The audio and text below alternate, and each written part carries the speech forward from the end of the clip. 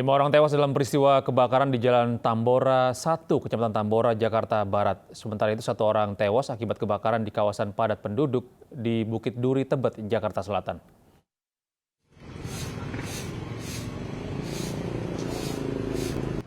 Pasca kebakaran yang terjadi di kawasan Tambora, Jakarta Barat, garis polisi sudah terpasang di rumah yang terbakar. Puing-puing sisa kebakaran juga terlihat di pinggir Jalan Tambora 1, termasuk sebuah mobil yang terbakar juga belum dievakuasi. 5 orang yang merupakan satu keluarga tewas akibat peristiwa ini. Saat ini kelima jenazah telah dievakuasi ke Rumah Sakit Polri, Jakarta Timur. Sebelumnya api dengan cepat melahap rumah warga di Jalan Tambora 1, Jakarta Barat. 5 penghuni rumah tewas akibat kebakaran ini. Kelimanya merupakan satu keluarga yang terdiri dari 2 orang dewasa, 1 lansia, dan 2 orang anak-anak. Adalah rumah permanen 2 lantai yang dihuni 2 keluarga yang berjumlah 6 orang. Kejadiannya awal mulanya pada pukul 4.20 kita mendapat laporan pengaduan dari masyarakat dan juga kita langsung menuju ke lokasi.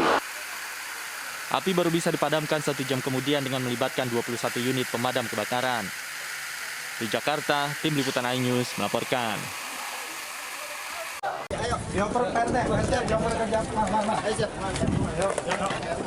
Petugas mengevakuasi 1 jenazah korban kebakaran di permukiman padat penduduk Jalan Tekukur Dalam, Bukit Duri, Tebet, Jakarta Selatan.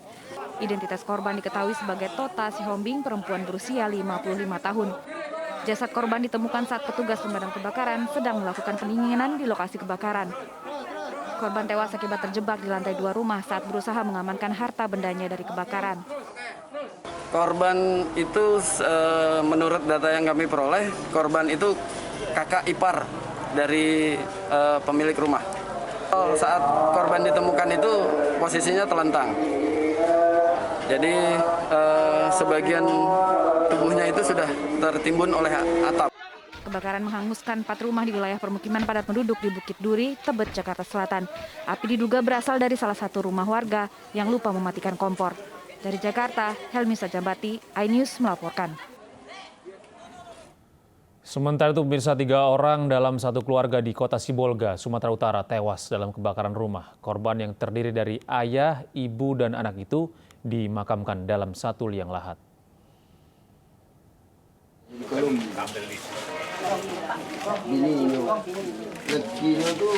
Kebakaran rumah di Sibolga, Sumatera Utara menewaskan 3 orang yang masih satu keluarga.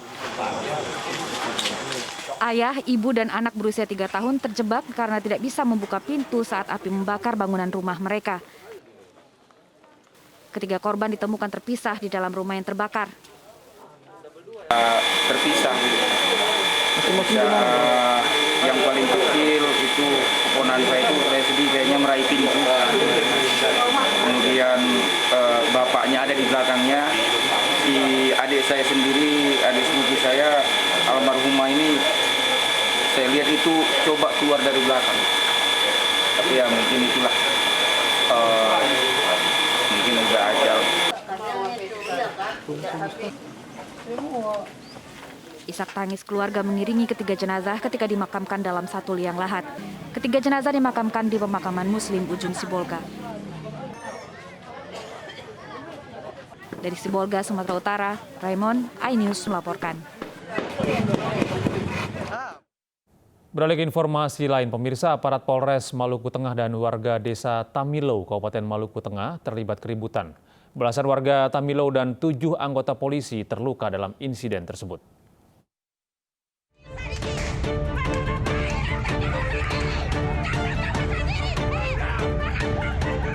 Bentrok antara polisi dan warga tak bisa dihindari. Bentrokan terjadi saat polisi hendak menangkap sejumlah warga yang diduga terlibat dalam pengerusakan tanah milik warga desa Sepa dan pengerusakan kantor desa Tamilu. Ini beberapa kali yang diduga sebagai pelaku ini sudah diupayakan dengan cara persuasif, sudah dipanggil beberapa kali, sudah diberikan pendekatan kepada masyarakat untuk para pelaku ini diserahkan. Namun karena tidak diserahkan sehingga tindakan yang diambil pada pagi hari tadi jam 6 untuk melakukan penangkapan para pelaku ini. Kemudian setelah tim masuk dan melakukan penangkapan, terjadilah penghadangan oleh masyarakat di sana. 15 warga terluka akibat terkena peluru karet dan tembakan gas air mata. 7 anggota Polres Maluku Tengah juga dilaporkan luka-luka. Usai bentrokan, kondisi di Desa Tamilu kondusif. Pasukan dari tim Propam Polda Maluku diturunkan untuk melakukan pemeriksaan. Dari Maluku Tengah, Maluku, Nurdin, iNews melaporkan. Pemirsa, masa buruh kembali turun ke jalan mendesak pemerintah menjalankan putusan Mahkamah Konstitusi tentang Undang-Undang Cipta Kerja. Aksi sempat diwarnai keributan saat massa mencoba menerobos blokade kawat berduri di Jalan Merdeka Barat, Jakarta.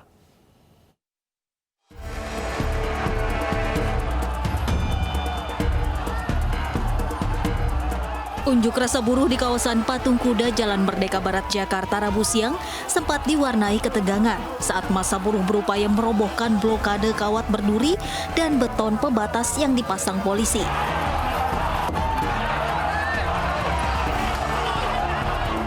Massa buruh berusaha merobohkan blokade agar bisa mendekat ke gedung Mahkamah Konstitusi, menyampaikan aspirasi mendesak pemerintah menjalankan putusan MK tentang revisi Undang-Undang Cipta Kerja.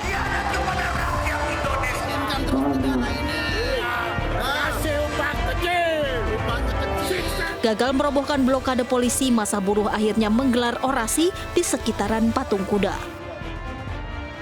Meminta seluruh gubernur di Indonesia merevisi SK upah minimum, baik UMP maupun UMK, karena bertentangan dengan keputusan Mahkamah Konstitusi amar putusan butir nomor 7. Beberapa perwakilan buruh akhirnya diizinkan masuk menemui perwakilan Mahkamah Konstitusi. Perwakilan buruh menyampaikan surat permintaan penjelasan kepada Ketua Mahkamah Konstitusi atas amar putusan uji formil Undang-Undang Cipta Kerja yang dinilai multitafsir. Menurut buruh, penentuan upah minimum atau pengupahan merupakan kebijakan strategis yang seharusnya ditangguhkan oleh pemerintah. Kita bertanya kepada MK, karena terjadi multitafsir yang sangat luar biasa, dan ini memancing gerakan massa di seluruh daerah. Teman-teman di Tangerang, di Batam, dan hampir seluruh daerah bergerak secara masif. Kami ingin minta penjelasan amar ke-7, yaitu menyatakan pemerintah tidak boleh mengeluarkan peraturan pelaksana atau menjalankan yang berdampak strategis pada masyarakat. Kami beranggapan PP nomor 36 ini sangat berdampak strategis pada masyarakat. Dan MK sudah berjanji pada kami akan segera menyampaikan untuk menyelesaikan multitafsir ini di masyarakat. Dari gedung Mahkamah Konstitusi, massa buruh bergerak ke Balai Kota DKI Jakarta. Massa buruh yang mayoritas dari wilayah Jakarta menuntut Gubernur DKI Jakarta segera merevisi SK penetapan UMP DKI Jakarta tahun 2022 yang dinilai merugikan kaum buruh. Dari Jakarta, tim liputan iNews melaporkan.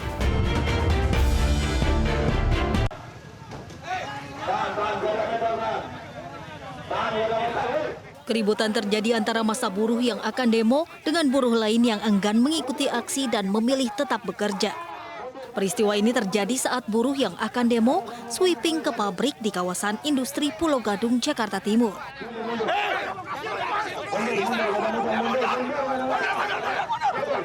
Keributan terjadi karena pendemo kecewa jumlah massa aksi yang dikirim salah satu manajemen pabrik tidak sesuai kesepakatan.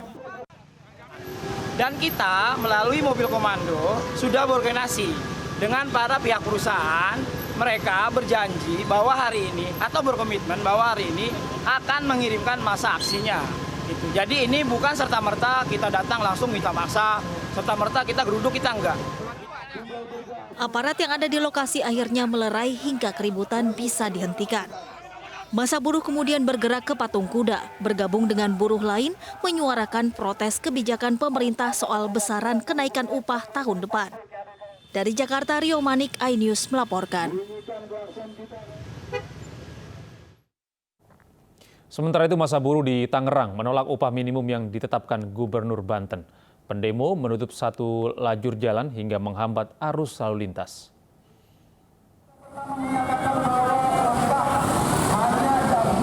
Sambil berorasi menyampaikan tuntutannya, massa buruh menutup satu lajur jalan menuju kawasan pusat pemerintahan Kabupaten Tangerang, Banten. Arus lalu lintas kendaraan dari kawasan pusat Pemkab menuju kawasan Cikupa Tangerang maupun sebaliknya menjadi terhambat. Pengguna jalan mengatakan meski kendaraan masih bisa melintas, namun waktu perjalanan menjadi tersita akibat adanya aksi buruh yang selalu memblokade jalan raya. Terganggu nggak Bang dengan adanya aksi demo ini Bang? Lumayan lah.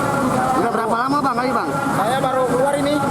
Ya, terganggunya makan ada demo ini. Dalam aksi keduanya ini, tuntutan buruh masih sama meminta Gubernur Banten untuk merevisi upah minimum kota kabupaten yang sudah ditetapkan. Buruh meminta Gubernur Banten menaikkan upah minimal 5,4% dari UMK sebelumnya Rp4.215.000. Tidak hanya itu, aksi ini juga digelar untuk menjawab pernyataan Gubernur Banten yang meminta buruh yang menolak UMK tahun 2020 agar di-PHK. Sangat menyayangkan sekali seorang Gubernur Banten, Bapak Wahidin Halim, yang membuat satu statement bahwa bagi kaum buruh yang menolak, yaitu UMK yang sudah ditandatangani, yaitu para pengusaha bisa melakukan PHK ataupun mengganti pekerja dengan pekerja yang baru. Ini sangat menyayangkan sekali karena ini satu bukti bahwa Gubernur terus terang aja ini menyakiti ataupun melukai hati kami. Upah minimum Kabupaten Tangerang masih Rp4.215.000, Kabupaten Pandeglang tetap Rp2.800.000, dan Kabupaten Serang tetap Rp4.215.000. Sementara dari 5 daerah yang mengalami kenaikan upah minimum, Kota Tangerang menjadi yang paling tertinggi, naik 1,17%. Dari Kabupaten Tangerang, Banten, Aimarani Ensu melaporkan. Kita beralih ke informasi lain. Pemirsa, sidang perdana pra-peradilan atas dugaan penyalahgunaan wewenang oleh penyidik Polres Kota Tangerang Tigaraksa digelar pada Rabu siang. Tim kuasa hukum pemohon menilai Polres Kota Tangerang melanggar prosedur penggeledahan dan penyitaan barang.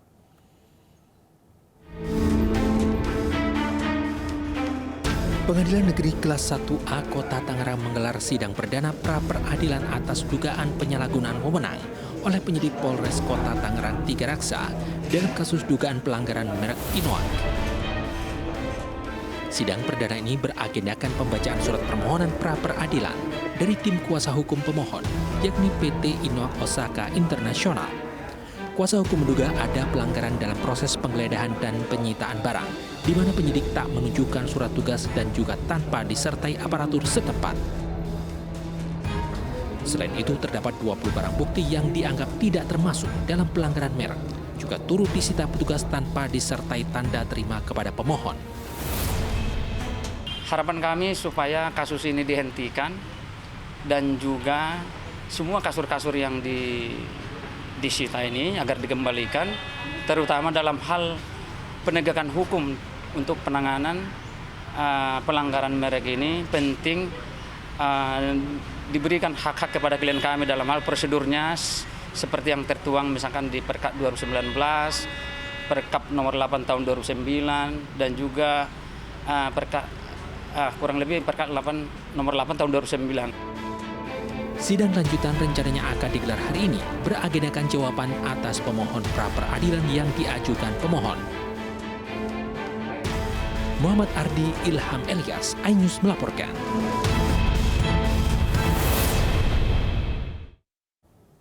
Beralih ke informasi dan pemirsa, untuk mengantisipasi masuknya varian baru virus corona Omikron, pemerintah Provinsi Jawa Tengah meminta warganya untuk tidak mudik selama libur Nataru dan melarang para aparatur sipil negara untuk mengambil cuti. Hal tersebut dianjurkan Gubernur Jawa Tengah Ganjar Pranowo dalam rapat koordinasi secara virtual kesiapan penerapan PPKM Natal dan Tahun Baru 2022. Anjuran tidak mudik dan ASN tidak mengambil cuti diputuskan agar tidak ada pergeseran masyarakat dan lonjakan kasus COVID-19 di masa libur Nataru bisa dikendalikan.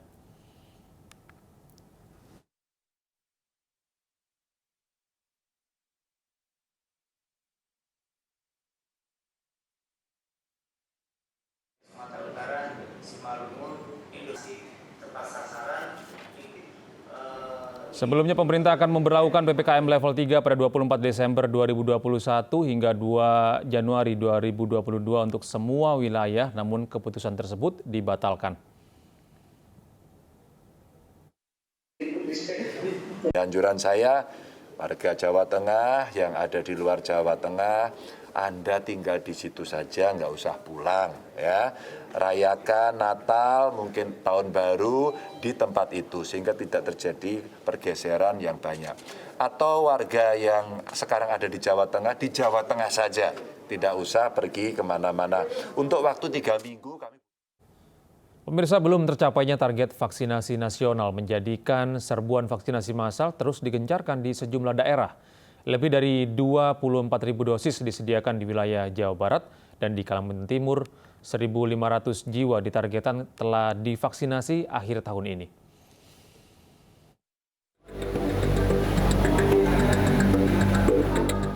Pindha Jawa Barat menggelar vaksinasi massal serentak di 3 titik yakni di Kuningan, Cianjur, dan Kabupaten Subang, Kota Sukabumi. Pelaksanaan vaksinasi dilakukan dengan menyambangi wilayah pelosok yang jauh dari pusat pemerintahan. Ketiga wilayah ini dipilih karena persentasinya belum mencapai 70%. Adapun total vaksin yang disediakan sebanyak 24.500 dosis.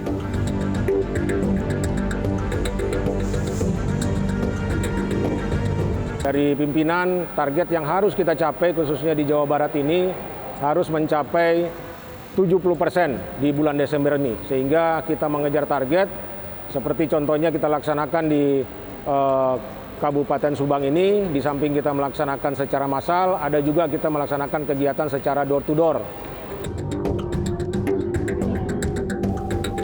Kegiatan vaksinasi massal juga digelar di Sanggata Selatan, Kalimantan Timur.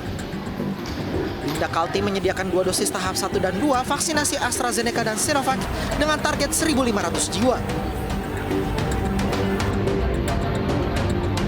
Diketahui Sanggata Selatan cukup banyak warga yang belum melakukan vaksin karena masih ada masyarakat yang percaya berita hoax perihal bahaya vaksin.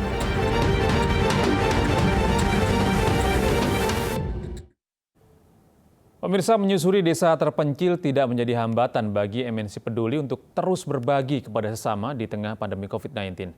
Bekerja sama dengan Markas Unit Patroli Paljaya Ditpol Air Polda Metro Jaya di Desa Hurip Jaya, Kecamatan Babelan, Kabupaten Bekasi, Jawa Barat, tim MNC Peduli menyusuri Sungai CBR untuk membagikan sembako kepada lansia dan juga difabel.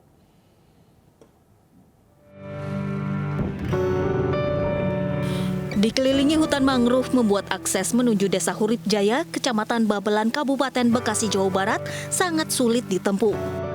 Butuh perahu untuk menuju permukiman warga. Namun semua itu tidak menjadi kendala berarti. Bekerja sama dengan Markas Unit Patroli Paljaya Ditpol Airut Polda Metro Jaya, tim MNC Peduli menelusuri Sungai CBR menggunakan perahu boat untuk membagikan sembako kepada warga yang terdampak pandemi COVID-19. Harapan kami ingin MNC Peduli ini terus melaksanakan kegiatan ini dan kami selaku petugas Polmas Pesisir siap membantu dalam menyalurkan bantuannya. Terima kasih banyak lah sama MNC Peduli. Semoga acara MNC Peduli bisa diperpanjang seterusnya. Minta dibantu lah, nama saya orang-orang nggak mampu ya.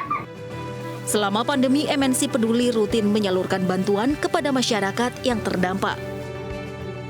Selama masa pandemi ini, kami akan terus berusaha untuk menyalurkan bantuan sebisa mungkin. Kami juga masih terus menggalang dana lewat media-media kami. Harapannya tentu agar masyarakat seluruh Indonesia juga mau tergerak gitu ya untuk berpartisipasi. MNC Peduli akan terus memberikan bantuan-bantuan terhadap masyarakat yang terdampak COVID-19 sehingga dapat membantu meringankan beban perekonomian warga yang terdampak pandemi. Dari Jawa Barat, Danes Suara, Angga Joshua, iNews melaporkan. Ledakan dahsyat mengguncang kota Basra, Irak dan menewaskan 4 orang. Anyus Pagi akan kembali dengan informasi dari mancanegara sesaat lagi.